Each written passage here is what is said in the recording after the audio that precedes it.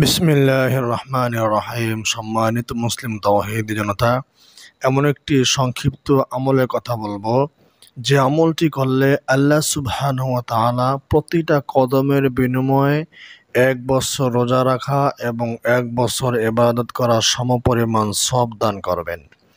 এখন আপনার কদম যদি 100 বার পড়ে তাহলে 100 বছর ইবাদতের সওয়াব হবে। আপনার কদম যদি 500 বার পড়ে তাহলে আল্লাহ তাআলা আপনার আমলনামায় 500 বছর রোজা রাখা এবং 500 বছর রাত্র জাগরণ করে ইবাদত করা সমপরিমাণ সওয়াব দান করবেন। আমি যে আমলটি বলবো এই আমলটা এসেছে জামে তিরমিজির 496 নম্বর হাদিসে। এই হাদিসকে আলবানী রাহিমাহুল্লাহ সহিহ বলেছেন। আপনারা আমার হাতে দেখতে পাচ্ছেন সাজনা পাতার গোড়া। এই পাতা খেলে অনেক উপকার হয়। যাদের কোষ্ঠকাঠিন্য আছে, গ্যাস্ট্রিক আছে, আলসার আছে এবং বদহজমের মতো সমস্যা আছে ও ডায়াবেটিস আছে, এটি তারা সেবন করতে পারেন।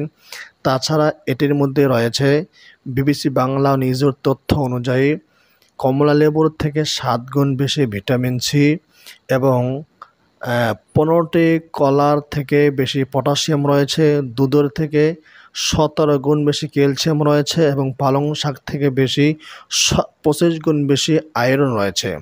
তাই যাদের ক্যালসিয়ামের সমস্যা আছে তারা এটি সেবন করতে পারেন, এটি খেতে পারেন। আমরা সারা বাংলাদেশে হোম ডেলিভারি দিচ্ছি সম্পূর্ণ ফ্রিতে। আমার হাতে এটা দেখতে পাচ্ছেন আধা কেজি, ডেলিভারি চার্জ সহ মাত্র 500 টাকায় পেয়ে যাবেন আপনার হাতের মুঠোয়।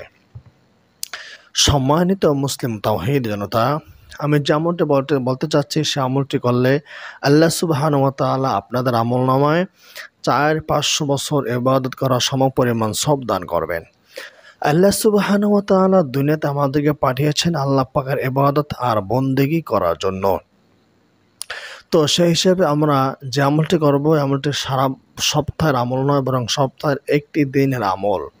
আর এই আমলটি করতে হবে শুক্রবার দিনে। শুক্রবার দিন আমলটা যদি করতে পারেন তাহলে আমি যা বলেছি আপনাদের আমলনামে আল্লাহ তাআলা তা দিবেন। আল্লাহ তাআলা চাইলে আরও বেশি দিতে পারেন। আসুন আমরা আমলটা জেনে নেই। জামে তিরমিজির 496 নম্বর হাদিসের বর্ণনা অনুযায়ী রাসূল সাল্লাল্লাহু আলাইহি ওয়াসাল্লাম বলেন, মান গাসসালা ওয়াগতাসালা ইয়াউমাল জুমআতি ওয়া বাক্কারা ওয়া তাকারা। যে ব্যক্তি শুক্রবার দিনে ভালোভাবে গোসল করলো এবং সকাল সকালে গোসল করলো, তাড়াতাড়ি মসজিদে গেল, সুম্মা দানা ওয়াস্তামা, ইমাম সাহেবের কাছাকাছি গিয়ে বসলো, নিকটবর্তী হলো এবং মনোযোগ দিয়ে খুতবা শ্রবণ করলো এবং খুতবা চলাকালীন সময় চুপ থাকলো, কাউকে কোনো কিছু বলল না, কাউকে চুপ থাকার জন্য বলে নাই, একেবারে সম্পূর্ণ চুপ ছিল, ইমাম সাহেবের খুতবা মনোযোগ দিয়ে শ্রবণ করেছে। তাহলে ব্যক্তির কি হবে? রাসূল সাল্লাল্লাহু আলাইহি ওয়াসাল্লাম বলেন, কানা বিকুল্লি খুতওয়াতিন ইয়াখতুহা, সে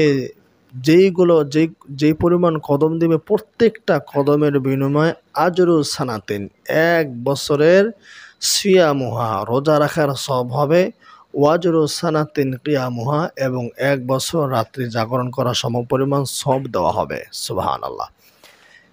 প্রত্যেকটা কদমের বিনিময়ে 1 বছর রোজা রাখা এবং 1 বছর রাত্রি জাগরণ করা সওয়াব হবে যদি আমরা আমলটি করতে পারি।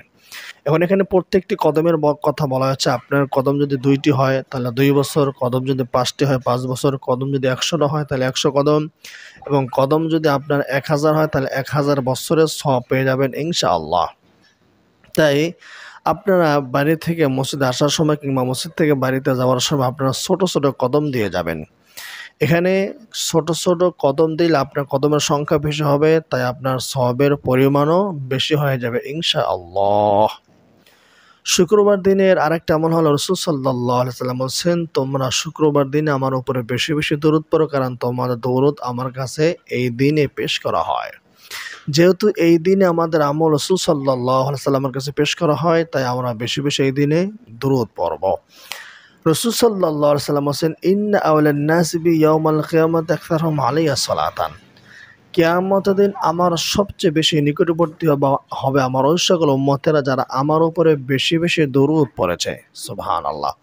আমরা যদি বেশি বেশি দরুদ পড়তে পারি তাহলে কিয়ামতের দিন আমরা রাসূল সাল্লাল্লাহু আলাইহি ওয়াসাল্লামের বেশি কাছাকাছি হতে পারবো।